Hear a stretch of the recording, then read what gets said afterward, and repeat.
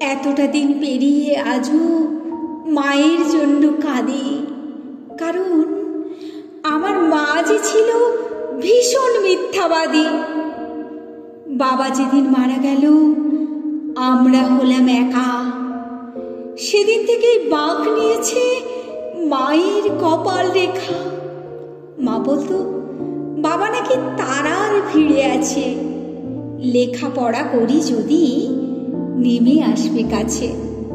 তারায় তারায় বাবা খুঁজি তারার ছড়া ছড়ি।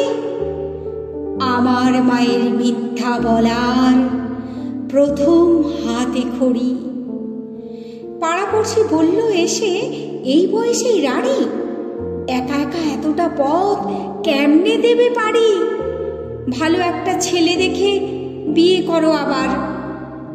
মা বলল, ওসব শুনে ঘৃণা লাগে আমার। একা কোথায়, খোকন আছে, বিয়ের কি দরকার? ওটা ছিল আমার মায়ের চরম মিথ্যাচার। রাত্রি জেগে সেলাই মেশিন, চোখের কোণে কালি, নতুন জামায় ঘর ভরে যায় মায়ের জামায় তালি। ঢুলু ঢুলু ঘুমের চোখে সুই ফুটে মার হাতে। আমি বলি, শোও তো এবার, কি কাজ অত রাতে? মা বলতো, ঘুম আসে না, শুয়ে কি লাভ বল? ওটা ছিল আমার মায়ের মিথ্যা কথার ছল।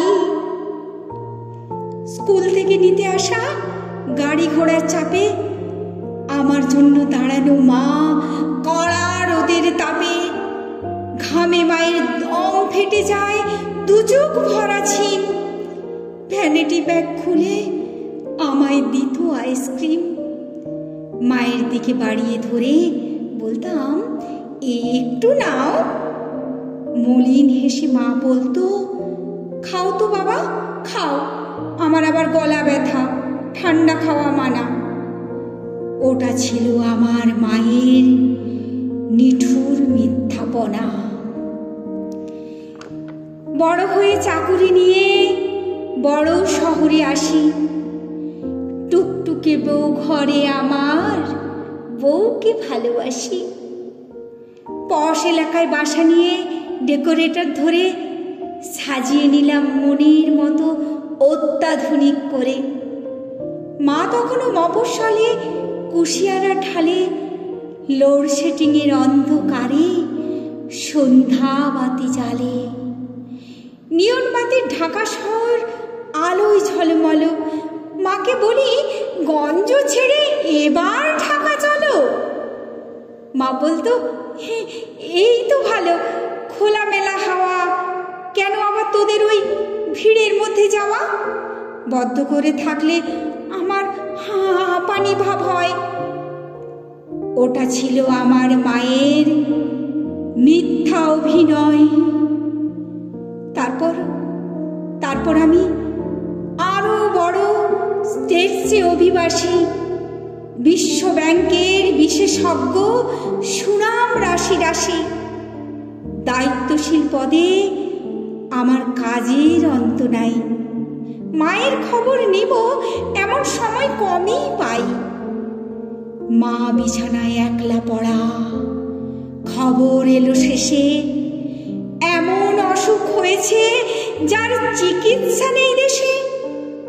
উড়ে গেলাম মায়ের কাছে, অনেক দূরের পথ।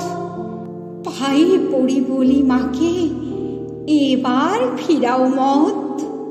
একা একা গঞ্জে পড়ে কি সুখ তোমার বলো? আমার সঙ্গে এবার তুমি আমেরিকা চলো। এসব অসুখ আমেরিকায় কোনো ব্যাপার নয়, 7 দিনের চিকিৎসাতেই সমূল নিরাময়। কষ্ট হাসি মুখে এনে বলল আমার মা, প্লেনে আমার চড়া বারণ, তুই কি বুঝিস না? আমার কিছু হয়নি তেমন, ভাবিস অযথা। ওটাই ছিল আমার মায়ের শেষ মিথ্যা কথা।